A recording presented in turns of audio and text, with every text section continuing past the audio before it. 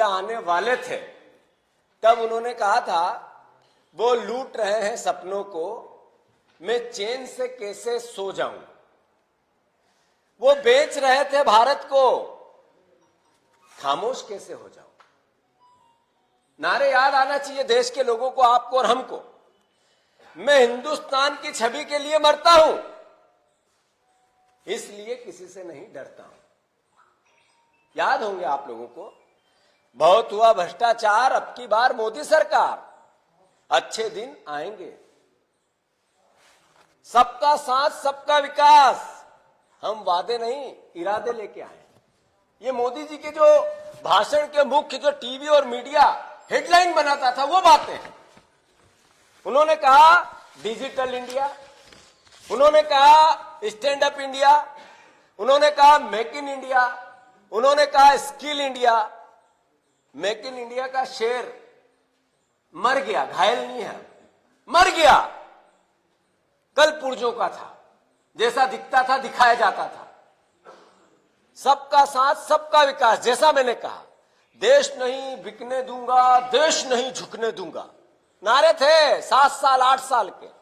हर साल 2 करोड़ रोजगार, अच्छे दिन आएंगे, काला धन वापस आएगा, हर खाते में 15-15 लाख। कहां है मोदी जी की साख। 2022 तक किसानों की आय दुगनी कर दूंगा। बेटी पढ़ाओ बेटी बचाओ, जहां बीमार वहीं उपचार। 1 करोड़ लोगों की हत्या सरकार से कर दी कोविड में, जहां बीमार वहीं उपचार। दवाई भी और कड़ाई भी। बंगाल में कोई कड़ाई नहीं और कोई दवाई नहीं, लोग मरे तो मरते रहे। पूरे चुनाव में हुआ, मोदी जी नहीं किया। आत्मनिर्भर भारत, अच्छे दिन आएंगे। वोकल से अभी अभी ताजा ताजा कोविड के दौरान, वोकल से लोकल। जब तक दवाई नहीं तब तक ढिलाई नहीं। अभी मन की बात और मैं भी चौकीदार, ये सब बातें, सब नारे मोदी जी के चलते रहे, देश देखता रहा। अभी इन्हीं नारों के संदर्भ में $5 ट्रिलियन की अर्थव्यवस्था करूंगा, $10 ट्रिलियन भगोड़े लेके देश से भाग गए 17 लोग। गांधी परिवार, कांग्रेस पार्टी ने कोल में जो टेलीफोन की टेलीकॉम का घोटाला था उसमें, और कोई बेईमान बचेगा नहीं, सलाखों के पीछे रहेगा। जो बेईमान थे उनने देश छोड़ दिया, और उस समय कांग्रेस और विपक्ष पे जो आरोप लगाए थे एक के पास भी नहीं पहुंचे। 7 साल 8 साल देश नहीं बिकने दूंगा। 60 लाख करोड़ की संपत्ति 6 लाख करोड़ में बेचना है, ये देश नहीं बिकने दूंगा। 2 करोड़ हर साल रोजगार, 12% बेरोजगारी की दर, विश्व का पहला देश है मेरा, पहला देश जिसमें 12% आज अभी जो आंकड़ा है भारत सरकार के, उसमें 6 लाख करोड़ की संपत्तियां बेचने के बाद सबसे बड़ा विश्व का बेरोजगार देश बनाने के बाद 2022 तक किसानों की आय दुगनी कर दूंगा। 5 गुने किसानों की आत्महत्या कर दी, एनसीआरबी के आंकड़े बताते हैं, मोदी जी के आंकड़े बताते हैं। 2013-14, 2008-9 और 2021-22 इसके अनुपात में 5 गुना किसानों की आत्महत्याएं बढ़ गई, आय दोगुनी नहीं हुई। काला धन 15 लाख, स्विस बैंक, याद होगा आप लोगों को, स्विस बैंक में आज तक के पिछले 13 साल की सबसे ज्यादा संपत्ति अभी है मोदी जी के राज में। अच्छे दिन, अच्छे दिन, अच्छे दिन आएंगे। लोकतंत्र के चौथे स्तंभ को गुलाम बनाने की कोशिश, फिर से लोकतंत्र के चौथे स्तंभ पर पूरा फेरा रखने की कोशिश। अच्छे दिन, न्याय व्यवस्था पर अंकुश लगाकर न्याय व्यवस्था दिलवाने की कोशिश। अच्छे दिन, लोकतंत्र की 12-12 राज्यों में चुने हुए जनप्रतिनिधियों को खरीद कर हत्या करना अच्छे दिन, अर्थव्यवस्था को बर्बाद कर देना अच्छे दिन,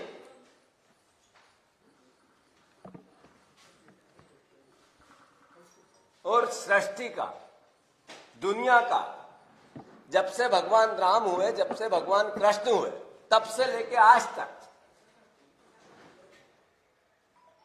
विश्व की सबसे बड़ी त्रासदी को अच्छे दिन में झेलने के लिए देश को मजबूर करना, 1 करोड़ से ज्यादा कोविड में लोगों की सरकारी हत्याएं करना, ये अच्छे दिन।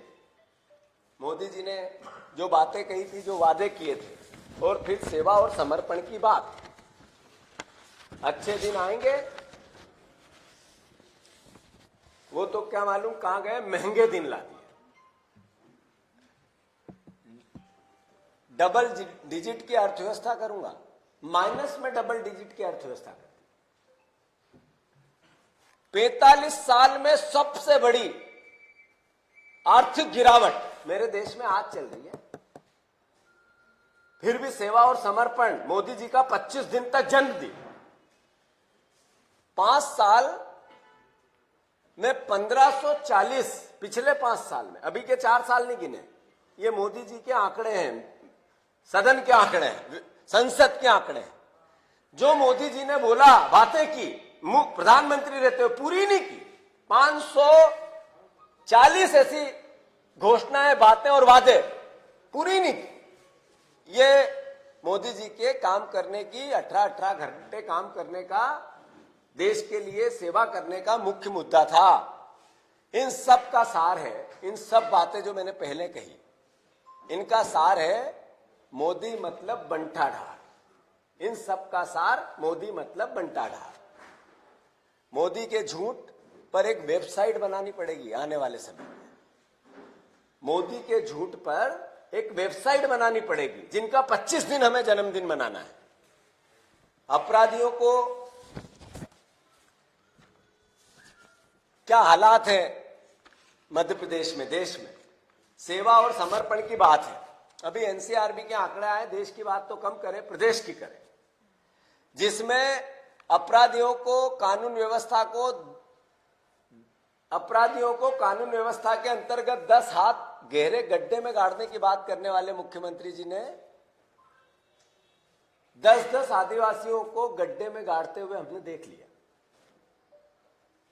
अभी देश की सरकार ने भी तमंगा दे दिया, नरेंद्र मोदी जी ने, शिवराज सिंह जी को, कि आदिवासियों पे अत्याचार में 20% मामले और बढ़ गए और आप नंबर 1 पे हो, मध्य प्रदेश। उन्होंने कहा, खंडवा हो, नेमावर हो, नीमच हो, खरगोन हो, बालाघाट हो, डबरा हो, आदिवासियों पर अत्याचार में मध्य प्रदेश नंबर 1। मोदी जी ने कहा, शिवराज सिंह जी, ये आपको मैं तमंगा देता हूं। बच्चों के खिलाफ अपराध में हम नंबर 1, बच्चों के लापता होने में हम नंबर 1, दलितों के खिलाफ अपराध में भी हम नंबर 1, बलात्कार में भी हम नंबर 1, बेटियों के बलात्कार, जो नाबालिग बेटियां, उन पे भी नंबर 1, आदिवासी बेटियां पर्टिकुलर में भी हम नंबर 1। करप्शन में मध्य प्रदेश सबसे बड़ा भ्रष्टाचारी प्रदेश। मोदी जी ने कहा शिवराज सिंह जी को कि मध्य प्रदेश देश में सबसे बड़ा भ्रष्टाचारी प्रदेश। नायक की भूमिका में है शिवराज सिंह जी। अभी गए थे चुनाव क्षेत्र में, उन्होंने कहा कि करप्शन सहन नहीं होगा, सहन नहीं होगा, और डंडा लेके निकला हूं, यही सस्पेंड करता हूं। मुख्यमंत्री जी, एक दिन की फिल्म का नायक था वो, अनिल कपूर, जिसकी आप एक्टिंग करते हो, और कमलनाथ जी कहते हैं, आपके इस लोहे को मानते हैं, वो कहते हैं सलमान खान से भी आगे हैं शिवराज सिंह जी। पर आदरणीय शिवराज सिंह जी, एक दिन का नायक और 17 साल का खलनायक कौन है, बताओ जरा। एक दिन के नायक के पीछे वो 17 साल का खलनायक, जिसने ये सब तमंगे, जिसको मैंने पहले बोला, मोदी जी ने कहा, इसके लिए उत्तरदायी कौन है, बताओ। आप सेवा और समर्पण की बात करते हैं। कोविड की अव्यवस्थाएं मध्य प्रदेश में जग जाहिर है। दवाई के बिना मिले बिना लोग मर गए, ऑक्सीजन के कमी से लोग मर गए, बेड की किल्लत से लोग मर गए, तड़प तड़प के सरकार से गुहार करते करते लोग मर गए। आपकी ये सेवा थी। गरीबों का सार्वजनिक वितरण प्रणाली से अनाज वितरित होता है। 8 करोड़ लोगों को आप मध्य प्रदेश में अनाज देने की बात करते हैं। इसका मतलब है सबसे गरीब प्रदेश है मेरा। यह आपकी 17 साल की सेवाएं थी, आपकी पार्टी की थी। और उसमें भी फोटो विजुअल होगा, उत्सव होगा, गरीब की भूख पर पेट पर मजाक, उत्सव के रूप में मनाना। यह शिवराज सिंह जी की सेवा का और समर्पण का भाव है। वैक्सीनेशन उत्सव, पहले मौतें हो गई, घर घर में हॉस्पिटल में जाके लोग लुट गए, मर गए, बर्बाद हो गए, फिर उसको वैक्सीन लगाने का उत्सव मनाएंगे हम, सरकारी फोटो विजुअल और विज्ञापन लगाएंगे हम। यह आपकी सेवा है। 10 रुपए का अनाज 5 किलो और 25 रुपए का थैला फोटो वाला शिवराज और मोदी का, यह सेवा है आपकी। हर काम में नेतागिरी, राजनीति, मेरा फोटो चमकू कैसे, विजुअल, टीवी पे कैसे आओ, मीडिया मैनेजमेंट कैसे करें, यह सेवा है आपकी। मजदूरों को पैदल बिना चप्पल से हजारों किलोमीटर चलना पड़ा आपके राज में, यह सेवा थी आपकी। चयनित शिक्षिकाएं राखी के दिन राखी बंधवाने आई आपसे और कहा कि हमें हमारा हक दे दो। आपने उनको डंडे दिए बहनों को, यह सेवा थी आपकी। यह सेवा थी भारतीय जनता पार्टी। और समर्पण हम दो और हमारे दो। यही पूरी सरकार, 2 गुजरातियों ने पूरा देश बेच दिया और 2 गुजरातियों ने पूरा देश खरीद लिया। यह समर्पण है आपका। किसके सामने समर्पण किया? शिवराज सिंह जी ने माफियाओं के लिए समर्पण किया, माफियाओं के सामने समर्पण किया, मिलावटखोरों के सामने समर्पण किया। आपने सबसे बड़ा प्रमाण तो हम नहीं देते शिवराज सिंह जी आपको, वो मुरलीधर राव जी दे गए हैं। उन्होंने कहा मंच से आपकी पार्टी के सभी नेताओं को, नालायकों, हम नहीं कह रहे। कमलनाथ जी ने अलग बात कही थी कि लायक भी दोस्त होते हैं और नालायक भी दोस्त होते हैं, उन्होंने क्लियर नहीं कहा था। पर मुरलीधर राव ने क्लियर कर दिया कि आप नालायक हो, हमने नहीं कहा। कांग्रेस पार्टी आरोप प्रत्यारोप में नहीं जाएगी। मुरलीधर राव जी ने कहा कि नालायक है ये, और वो नालायक क्यों कह के गए, इसका ये चिट्ठा है जो मैंने आप लोगों के सामने कहा। जहां तक सेवा और समर्पण की बात है, भारतीय जनता पार्टी उत्सव मनाने में देश की, मध्य प्रदेश की जनता के साथ जो अत्याचार और अन्याय कर रही है वो सर्वविदित है। पार्टी के कार्यकर्ताओं को सक्रिय रखना और अपनी नाकामियों को छुपाना इनका एजेंडा है। मीडिया का और हर तरीके के प्रोपोगेंडो का उपयोग और दुरुपयोग दोनों करके अपने पाप को छुपाना सेवा और समर्पण का मुख्य उद्देश्य है। सेवा और समर्पण अगर करना है आपको, तो सबसे पहले शिवराज सिंह जी, आपकी सेवा तब होगी कि आपके 17 साल की नाकामियां, 15 साल की नाकामियों को देश की, प्रदेश की जनता ने नकारा था, चिन्ह लगाया था कि आप नाकारा हो, और फिर आप पीछे के रास्ते से आए। आपने जो बातें कही थी किसानों के दर्द और ऋण माफी को लेकर, मैंने सत्ता हथियाई, उनके ऋण माफ करो, वो सेवा है आपकी। सेवा आपकी वो है, अगर आप वो अतिथि विद्वान, अतिथि शिक्षकों को जिनका न्याय है, हक है, वो दो, ये सेवा होगी आपकी सेवा होगी कि आपने कहा था जिन जिन मुद्दों को लेके कि मैं सड़क पे आ जाऊंगा, उन मुद्दों को पूर्ण करो, वो सेवा होगी आपकी। समर्पण की जहां तक बात है वो आप कर नहीं सकते, क्योंकि सिलेंडर आपको नरेंद्र मोदी जी कर देंगे एक दिन। जिस तरीके से उन्होंने 4 राज्यों के मुख्यमंत्री बदले हैं, नंबर है मध्य प्रदेश का। समर्पण आपको करवाएंगे, चिंता मत करो। धन्यवाद।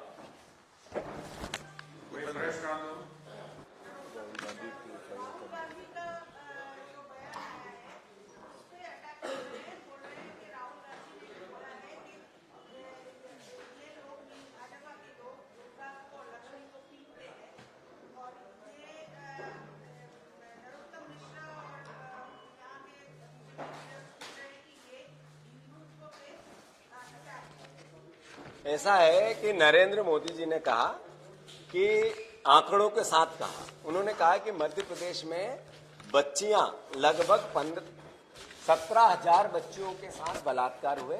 नंबर 1 है वो दुर्गा और लक्ष्मी और अलग अलग नाम की तो बेटियां थी हमारी जो मध्य प्रदेश में जिनके साथ अत्याचार हुआ। ये भावना अगर किसी के समझ नहीं आती है तो उनको जैसा हमारे प्रवक्ता जी ने पहले कह चुके हैं कि मानसिक इलाज कराना चाहिए।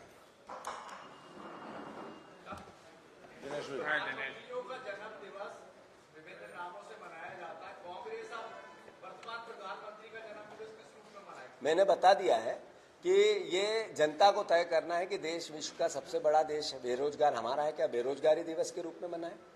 हमने कहा किसान बर्बाद हो गए इनके शासन काल में, तो क्या बर्बादी दिवस के रूप में मनाए? क्या इस नरेंद्र मोदी जी की वादा खिलाफी संसद में कहा उन्होंने 15,000 घोषणाएं पूरी नहीं की, तो 15,000 घोषणा वीर के नाम से बनाए? ऐसी अलग अलग संज्ञाएं अलग अलग परिस्थितियों में मोदी जी ने जिस तरीके से देश की हालात की है, बर्बाद किया है, तो वो जनता तय करे कि इनका जन्मदिन किस रूप में मनाए। हमने शुरुआत में इस बात को कहा है।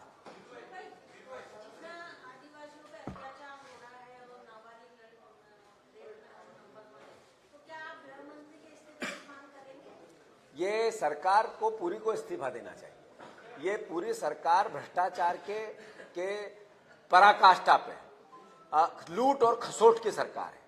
हर मंत्री के यहाँ 10-10, 5-5 दलाल सक्रिय है। वो एक शिक्षक ऐसा मुझे लाके बता दो, मैं सारे पत्रकार बंधुओं से अनुरोध करना चाहता हूँ, एक शिक्षक जो ईमानदारी से प्रमाण समेत ये कह दे कि मैंने बिना पैसे से ट्रांसफर करवाया स्कूल शिक्षा, बताए? ये हर मंत्री के यहाँ दलाल बैठे हैं और हर मंत्री दलालों के थ्रू काम करता है। पूरी सरकार को हक नहीं है सरकार में रहने का। पूरी सरकार को इस्तीफा देना चाहिए, नहीं तो 2 साल बाद जनता इनसे इस्तीफा ले लेगी। दुष्यंत भाई,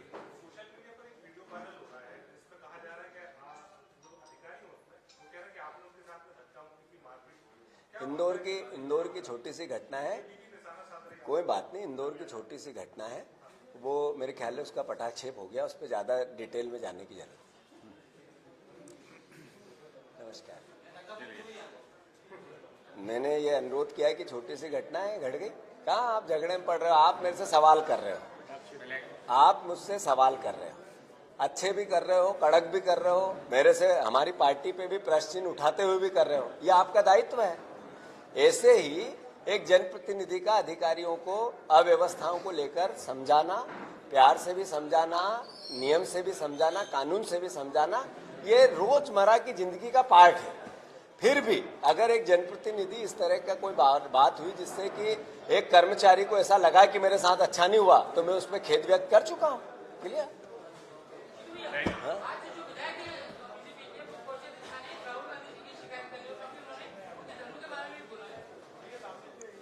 ऐसा है कि ये लोग अपने दायित्व का निर्वाह तो करते नहीं है। बीजेपी ने पूरे देश को हर तरीके से बर्बाद किया। अब सवाल और जवाब के लिए बेटियों के साथ कितना अन्याय और अत्याचार हो रहा है, आप ही की तो चैनल बताती है, यही मीडिया तो बताती है। तो वो हमारी बहनें जो भांजियां हैं इस मामा की, देश के प्रधानमंत्री ने कहा सबसे ज्यादा पीड़ित है मध्य प्रदेश में, एनसीआरबी के आंकड़े कहते हैं। तो नरेंद्र मोदी जी के खिलाफ एफआईआर लिखा है कि वो झूठ बोल रहे हैं।